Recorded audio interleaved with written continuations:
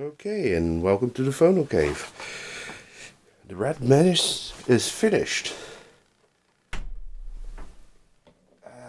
Like I told you in the other video, this is the inside of the machine. And as you can see, it looks a hell of a lot better. I restored it back to African condition.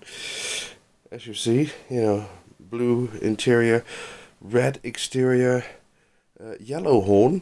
There were flakes, little flakes of yellow paint inside the horn, although it had pretty much all worn out, and the horn wasn't painted all through, it was just painted on the exit.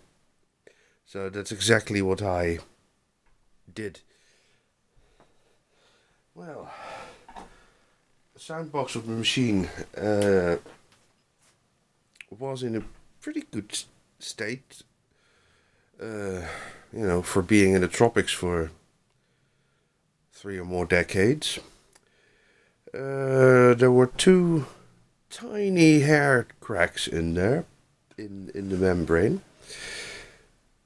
But, if you tackle those with bookbinder's glue, they're repaired,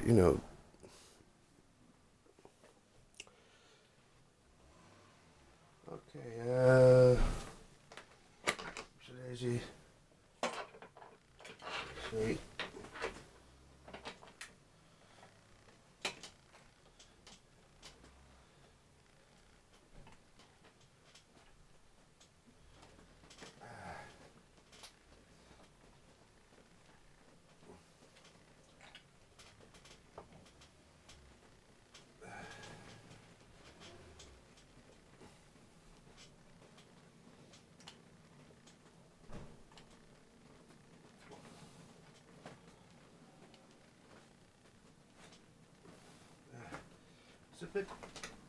Cranking is a bit awkward, so because I don't have the space for it area, and also the crank itself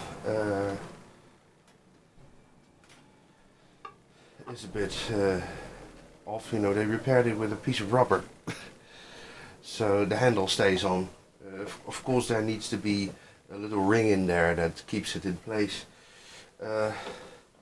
Okay, let's find a new needle. There you go.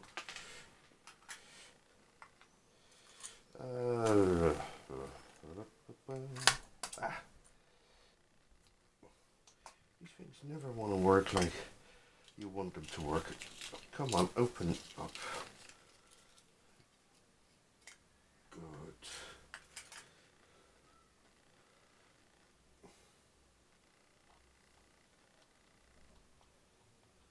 There we go.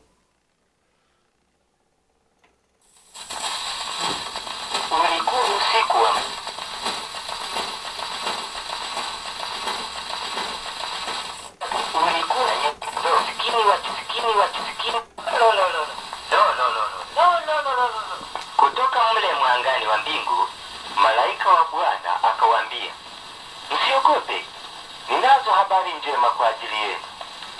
Ninazo pia habari za furaha kwa watu wote. Kwenu leo hivi amezaliwa Mwokozi, Kristo Bwana, katika mji wa Daudi. Hivi ndivyo mtakavyomtambua kuwa ndiye. Mtamuona mtoto mchanga amefunikwa katika nguo za watoto wachanga, amelala katika hori la ng'ombe. Pamoja na yule malaika lilionekana jeshi kubwa la malaika, wote wakifurahi na kumshukuru Mungu.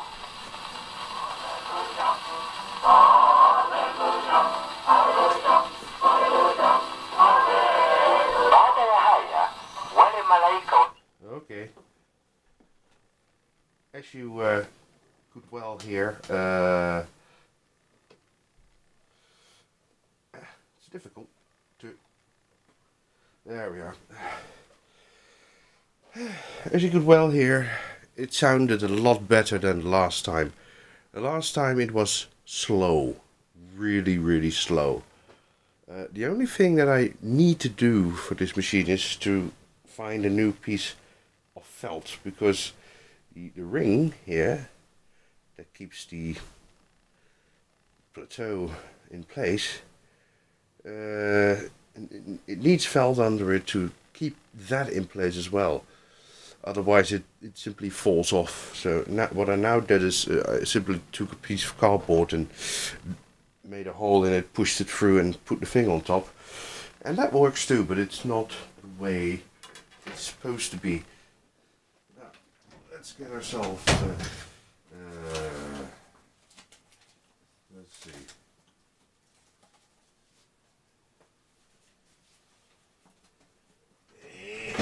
Next drawer.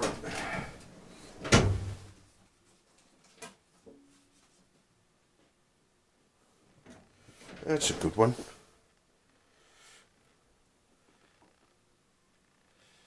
There. I think there's enough juice left.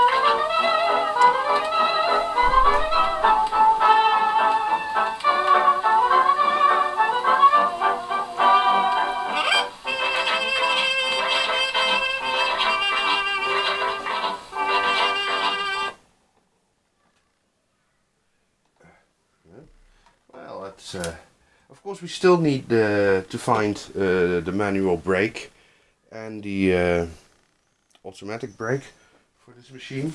But, you know, those are parts that are not too hard to find. And, you know, if you have those parts, then, yeah, and if you don't mind getting rid of them, then, you know, you could put it forward to complete this machine. It's been a bit of a fun project to do, you know. It's totally upside down restoration, because normally you want to get rid of homemade repairs and paint jobs, and here I wanted to bring them back. And I think I did a pretty good job at that. And it looks good.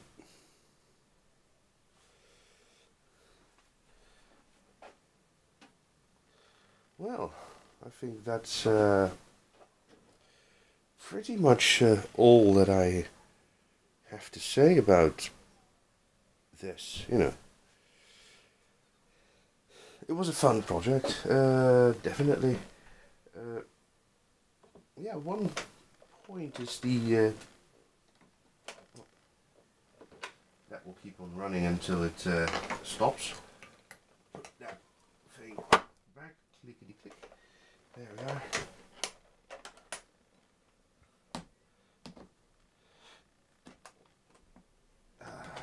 Good. Now, finding the red ochre paint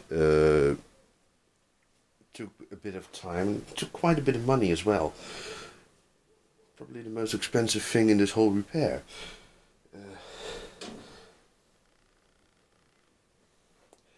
The quaint thing is it doesn't really act as a paint. You know, a paint is something, you know, you put it on and it dries, it becomes tacky, and then it hardens, and it's, yeah. This doesn't do that. Red ochre doesn't do that. Red ochre is a clay, and what they do, they dry that clay out, and add oil to it, you know, and then it effectively becomes a paint. The only thing is, it's absolutely revolting, because the oil they used in this case was fish oil, and I'm not a big fan of fish. So having to do that was one of the hardest things I had to do in a long time. But it color matched perfectly with what was already on there. And the strange thing is that I now know that this wasn't a paint job. You know, it looks like a paint job because the machine used to be blue, yeah, and it turned red. You know, why would they paint a perfectly good blue gramophone red? But it isn't painted. What they do with red ochre in Africa is that it's a preservative. You know, stuff like this. You know, in the West we use shoe polish or wax to keep it from drying out. In Africa they use red ochre, and they do not only use red ochre on stuff like portable gramophones or suitcases or furniture or even houses. They use it on themselves as well, because it's a great protector against the sun. So, you know, this thing has been rubbed and rubbed and rubbed with red ochre for decades. And eventually, of course, it turned red. And I only found that out by using the red ochre myself, because it didn't stay on very well, but it did stay on when I rubbed it in. So, you know, you learn some lessons about the history of a machine, and that's nice to know that this red came not because it was intended to be red, it was intended to protect it, and that's why it turned red over the years.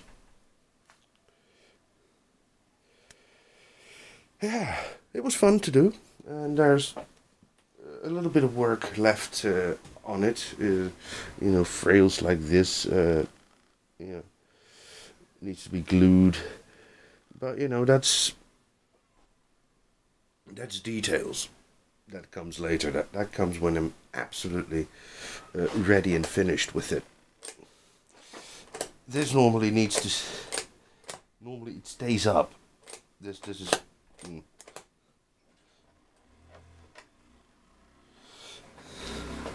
But you know, I like the color scheme of it. It's.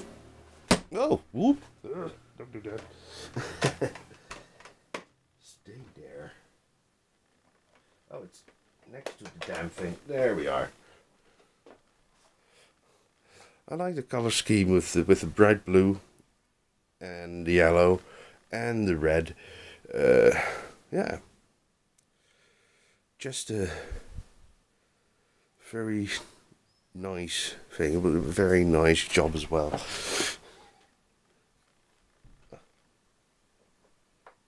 There. Well, now I'm really done.